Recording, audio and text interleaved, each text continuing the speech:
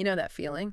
When you're traveling and Right. you just kind of suspect there's this whole other layer to the city you're just missing out on. Yeah, like you're seeing the big sights, but not the real heartbeat. Exactly. Like you're looking at the front door but missing the party inside. So today, we're not just dipping our toes into Bangkok. We're diving headfirst into, well, a legendary hub of its energy, Chatuchak Weekend Market. Oh, absolutely. Chatuchak, or JJ Market, as a lot of locals call it. It's way more than just a place to shop. Right. It's this incredible crossroads. Culture, tons of goods, and honestly, for so many people, the food scene is just unforgettable. And this deep dive, this is really for you if you want that Bangkok experience, maybe more like a local, even if it's your first time. Mm-hmm.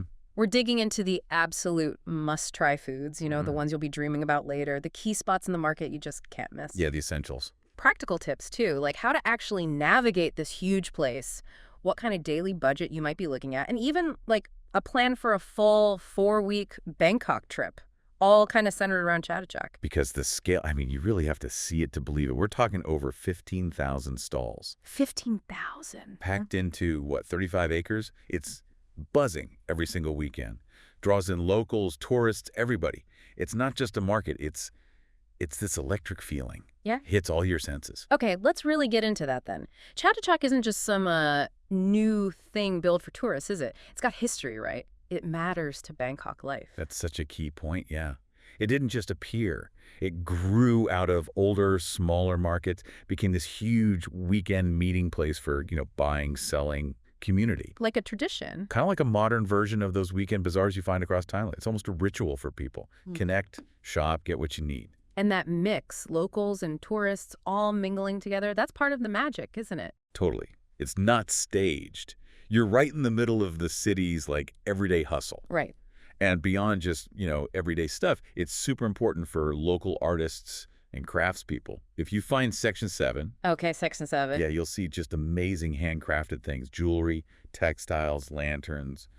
You're buying right from the person who made it. It's a real connection. That's brilliant, buying direct like that. And thinking bigger picture, it sounds like Chatuchak is a pretty big deal for the local economy, too. Oh, no question. Think about all the vendors. Street food cooks, antique dealers, clothes sellers. It supports so many livelihoods. It's a real economic engine for the city. Reflect that Bangkok energy, Right, that entrepreneurial spirit.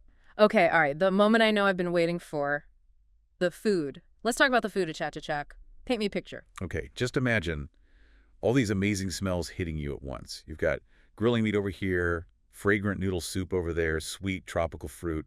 It's almost overwhelming, the variety. In a good way, I hope. Oh, the best way. A delicious kind of chaos. So, okay, limited stomach space, unlimited options. Where do we even start? What are the absolute must-eats, the non-negotiables? Right, number one, you have to find JJ coconut ice cream. Seriously, this isn't some new fad. They've been doing their homemade recipe since 2008. Wow, okay, what's the deal? You get this big scoop of creamy coconut ice cream, served right in a fresh coconut shell. They scrape out the young coconut flesh for you, too. And then toppings. Toppings, like what? All sorts. Sweet corn, sticky rice. Sticky rice. On ice cream. Yeah. And peanuts, other things. It sounds weird, maybe, but it works. It's the Chatuchak treat. Perfect for cooling down in that heat. Okay, Coco JJ, got it. Sounds amazing. What's next on the essential food list? You should check out Viva 8. It's this cool open-air spot. More of a daytime hangout. Often has DJs playing. Funky. Yeah, it's lively. But the main event is their paella. They cook in this absolutely massive pan right out in the open. Paella in Bangkok at a market. I know, right? Unexpected. But it's really tasty, great with a cold beer or maybe some sangria they often have. Okay, Viva 8 Paella. Definitely unique. What else? More local flavors? For something really Thai, find Chatuchak duck noodles. Sometimes it's linked to the name Prani.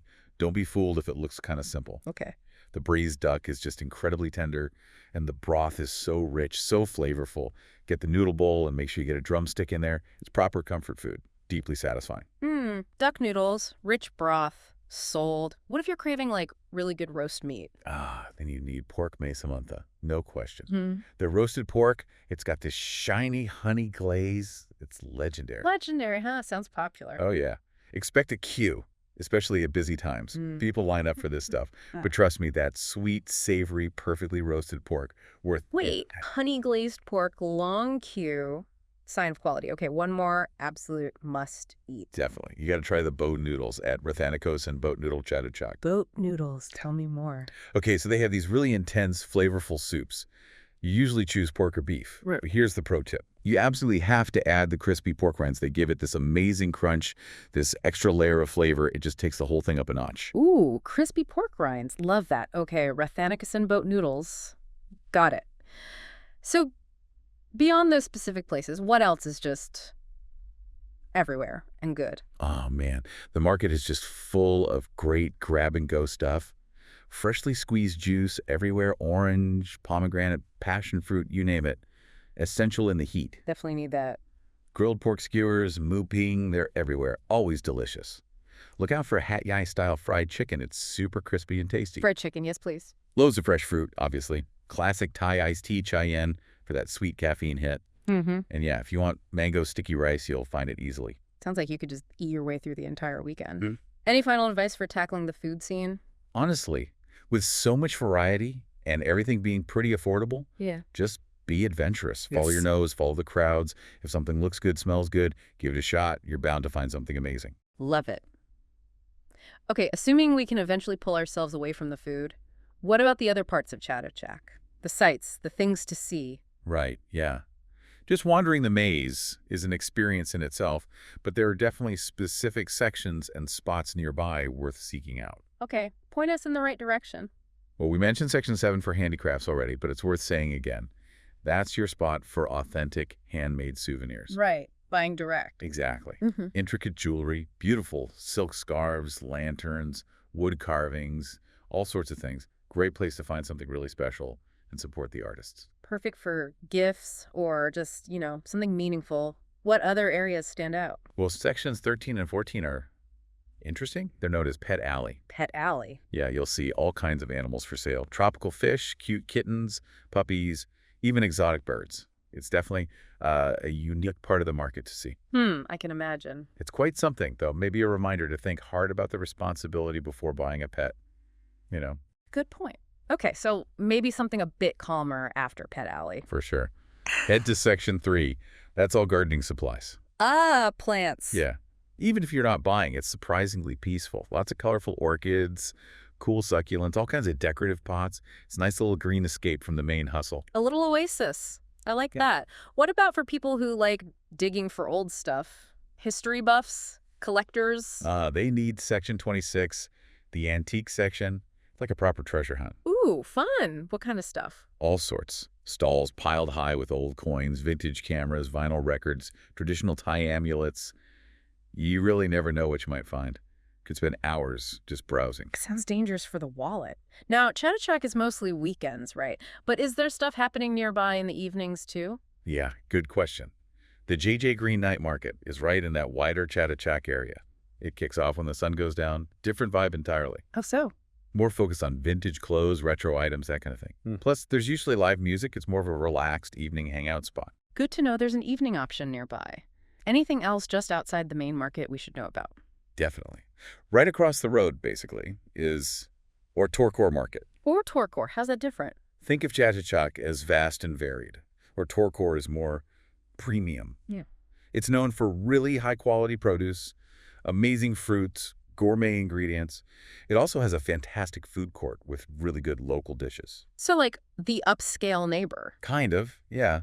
And a hot tip for durian lovers or the curious credence, you can usually find really good quality fresh durian there pretty much all year round. Or Torkor for fancy food and durian. Noted. Okay, this is great. We know what to eat, what to see. Now the practical stuff. How do we actually get to Chatuchak? It sounds huge, maybe hard to reach. Actually, it's pretty accessible thanks to Bangkok's public transport. It's quite well connected. Okay, good. What are the best ways? Probably the easiest and often the fastest is the BTS SkyTrain. You just take it right to Mo Chit Station. Moochit.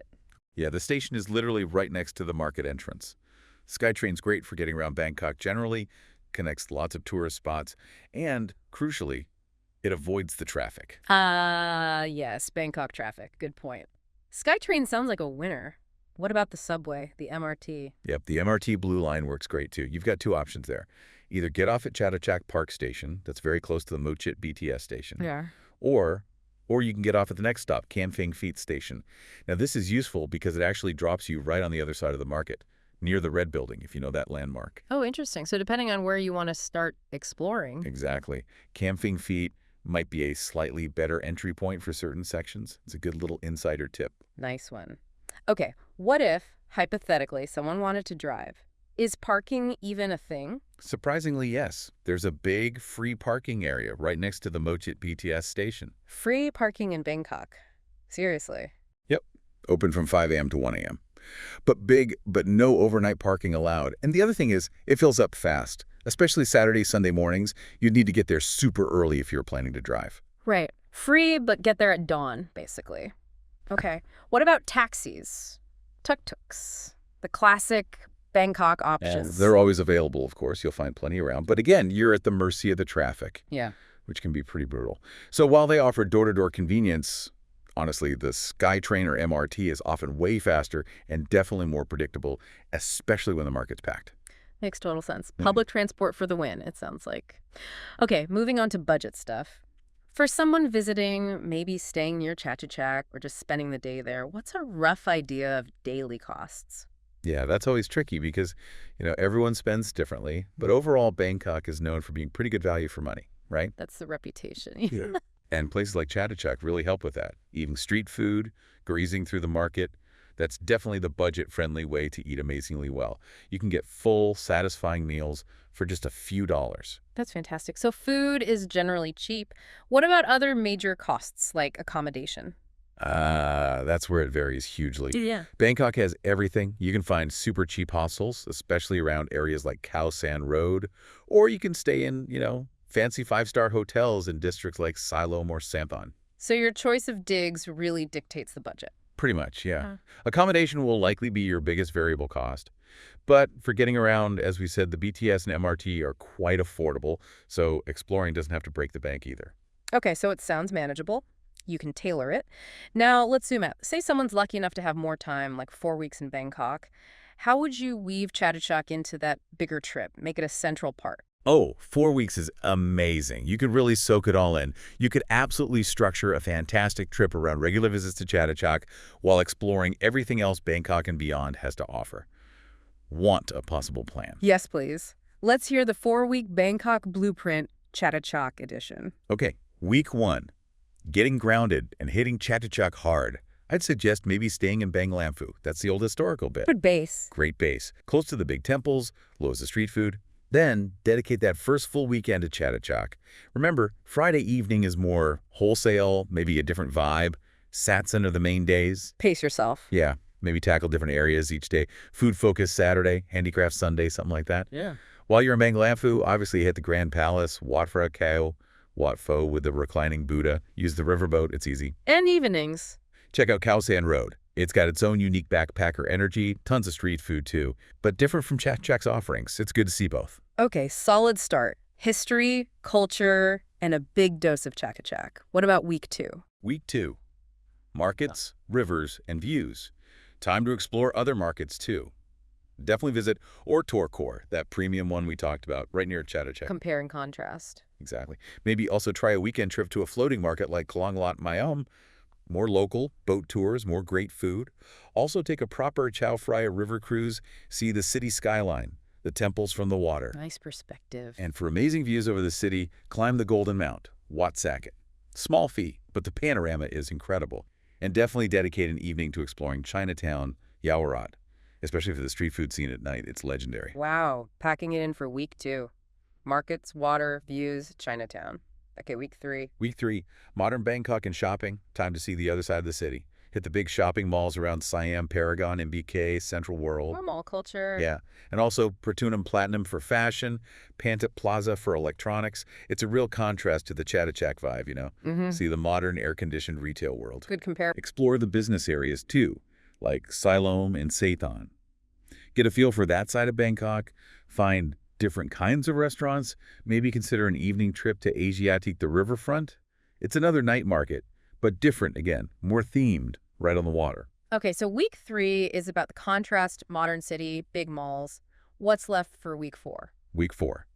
Going a bit further, maybe circling back, this is a good time for a day trip. or even overnight to a floating market that's further out, like Damno and Sarawak or Amphoe.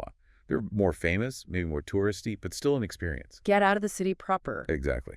Maybe also explore some of Bangkok's parks, find some green space for a breather, and, you know what? Maybe head back to Chatuchak. One last visit. Yeah.